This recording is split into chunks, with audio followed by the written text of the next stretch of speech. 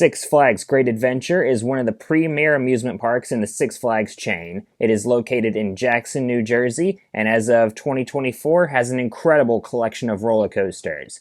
I've been to this park a couple of times, and before this park's coaster lineup changes forever, I want to highlight my top 10 favorite roller coasters at Six Flags Great Adventure. Let's waste no more time and jump right in.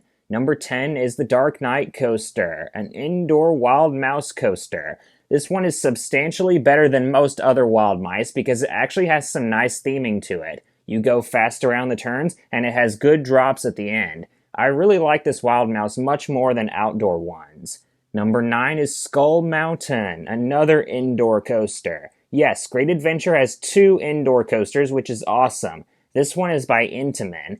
This ride has developed quite a following over the years. This one really doesn't have any theming like Dark Knight does, but if you sit in the back, the drop is surprisingly good. It's mainly just a roller coaster in the dark, but is very smooth, fast-paced, and has an awesome facade outside. I'm a big fan of this coaster. Number 8 is Superman Ultimate Flight, the B&M Flying Coaster. This is one of 3 of these, the other 2 being at Over Georgia and Great America, and these clones are super fun. It's great to put your arms out and really does feel like you're flying. Love the pretzel loop. You really feel it in that element, and the rest of the ride is smooth and graceful. This is the first of 5 B&M coasters currently at this park. I really enjoy Superman. Number 7 is another DC-themed coaster, Batman the Ride. This is yet another cloned B&M. This is one of a whole bunch of these across the world. If you've ever been to a Six Flags park, there's a good chance you've ridden at least one of these. It's super compact and really packs in the G's. Yes, they do get repetitive when there's so many of them, but these are still really good inverted coasters. Taking number 6 is Green Lantern. This is a massive B&M stand-up coaster. This ride was originally at Kentucky Kingdom and was relocated to Six Flags Great Adventure in 2011. Green Lantern is a coaster that you either like it or you don't. I do like it. You really feel the forces all throughout the ride. It's pretty smooth for a relocated coaster, you just have to know how to ride it correctly. If you've set your restraint low enough, then this ride is enjoyable, I feel.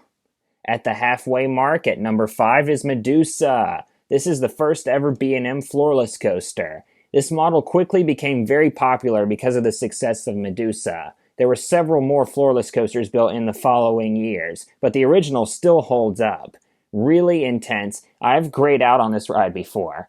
I love the Zero-G roll and Cobra roll on this coaster. It was previously known as Bizarro, and just a couple years ago got renamed back to its original name of Medusa. Number 4 is Nitro. This is one of the more maligned B&M hypers out there. Some people absolutely love it, some people say it's really weak. I enjoy this ride much more in the back than the front. In the front, this ride is alright, but in the back you get some really good floater airtime. The helix can cause you to gray out too.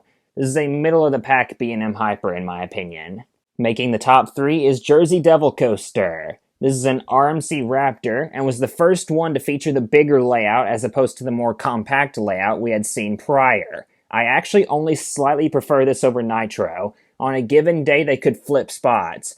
Jersey Devil has good pacing. It does have a bit of a rattle to it, but I've noticed that's a common theme with all RMC Raptors. Admittedly, this is one of my least favorite RMC coasters, but it is still a really fun ride that the GP love. Number 2 is the current tallest roller coaster in the world, Kingda Ka. This ride shoots you down the track at 128 miles an hour and then straight up 456 feet. Right as your brain figures out that you're over 400 feet up, you're already plummeting back down again. Kingda Ka in the front row is a true experience. It's a real icon of a roller coaster. And coming in at number 1 is El Toro. This is the only wooden coaster in the park, and it is one of the greatest wooden coasters on Earth. The airtime on this ride is so incredibly strong. El Toro throws you up so hard it hurts. If that lap bar wasn't holding you in, you would go flying out of the train. It has been ranked the number 1 wooden coaster in the world multiple times in the past. It makes my top 10 roller coasters I've ever ridden, period. El Toro really is world class and is my favorite coaster at Six Flags Great Adventure. What's your favorite coaster at Great Adventure? Are you like me and have El Toro at the top, or is something else king for you here? I'm interested to hear what you guys have to say down below. Thank you all so much for watching. Please like, comment, and subscribe. And this is Coasters and Things signing out.